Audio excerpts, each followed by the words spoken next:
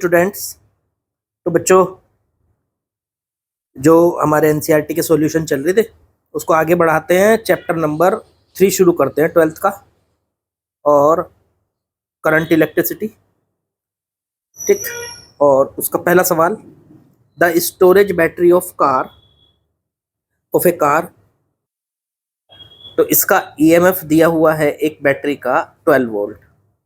Internal resistance battery का, तो battery को बना लो, 12 वोल्ट की बैटरी है और उसका इंटरनल रेजिस्टेंस 0.4 ओम का है। What is the maximum current that can be drawn from the battery. इससे मैक्सिमम करंट कब मिलेगा? देखो, मैक्सिमम करंट किसी भी बैटरी से तब मिलता है जब हम उसके दोनों एंड्स को आपस में मिला देते हैं। ठीक है, तो ये दोनों एंड्स आपस में मिला दिए एक ऐसी वायर से जिस वायर का रेजिस्टेंस 0 है। ऐसा देखो रियली में तो पॉसिबल है नहीं, लेकिन मान लो, चलो एक ऐसी वायर से हमने बैटरी के दोनों कॉर्नर को मिला दिया, दोनों एंड्स को मिला दिया जिसमें रेजिस्टेंस 0 है। तो बैटरी से निकलने वाला जो करंट होगा भाई साहब, उस टाइम पे वो करंट मैक्सिमम होगा। अब उस करंट की वैल्यू अगर आपको निकालनी होती है तो करंट का फॉर्मूला क्या होता है? करंट का फॉर्मूला होता है आई मैक्स बराबर ई हो गया बैटरी की वोल्टेज और बटे में टोटल रेजिस्टेंस। अगर यहाँ पे रेजिस्टेंस कैपिटल आर और प्लस बैटरी का इंटरनल रेजिस्टेंस स्मॉल आर है, तो बैटरी की वोल्टेज को, ईएमएफ को टोटल रेजिस्टेंस से डिवाइड कर दो तो बैटरी से मिलने वाला टोटल करंट हमें मिल जाता है। अब इसे मैक्सिमम करना है। अब अगर आई को मैक्स करना है तो इस आर को, जो एक्सटर्नल रेजिस्टेंस है, इसको 0 करना पड़ेगा। तो ये आ जाएगा भाई E/R। अगर आप ये चाहते हो कि बैटरी सबसे ज़्यादा करंट दे तो तभी देगी ना जब आप उसके दोनों एंड्स को आपस में मिला दोगे, और वो भी एक ऐसी वायर से जिसमें रेजिस्टेंस ना के बराबर हो, मतलब लगभग 0 ही है। ठीक है, तो इस हिसाब से फिर हमारा आंसर क्या आ जाएगा? बैटरी की वोल्टेज है 12 वोल्ट और बटे में रेजिस्टेंस हो गया इसका इंटरनल रेजिस्टेंस। बैटरी का इंटरनल रेजिस्टेंस कितना है? 0.4 ओम।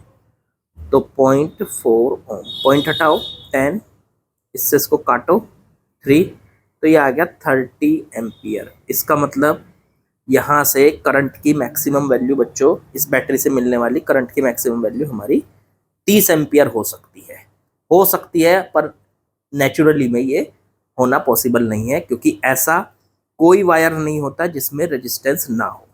ठीक है, चलो अगले सवाल पे चलते हैं।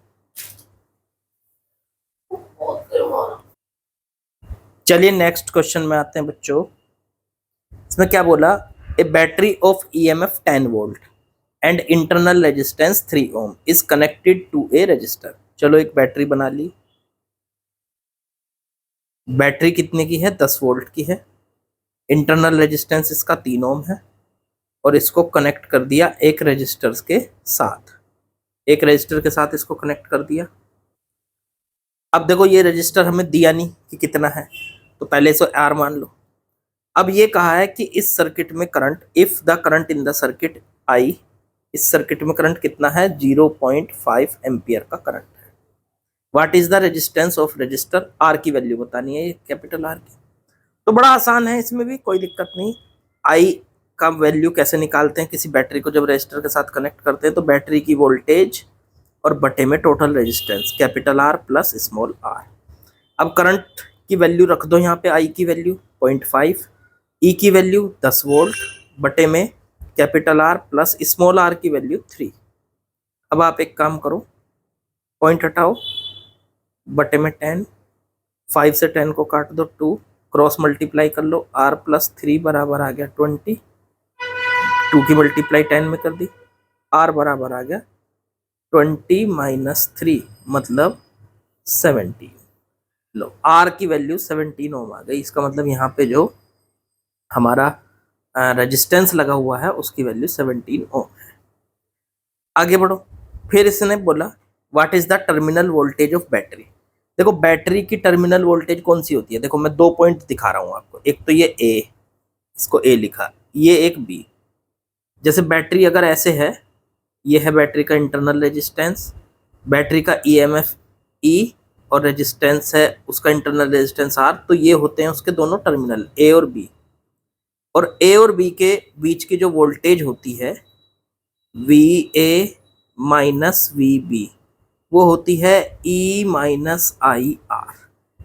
ठीक है, तो ये फॉर्मूला लगाना है हमें, ए और बी के बीच की वोल्टेज का ये फॉर्मूला लगाना है।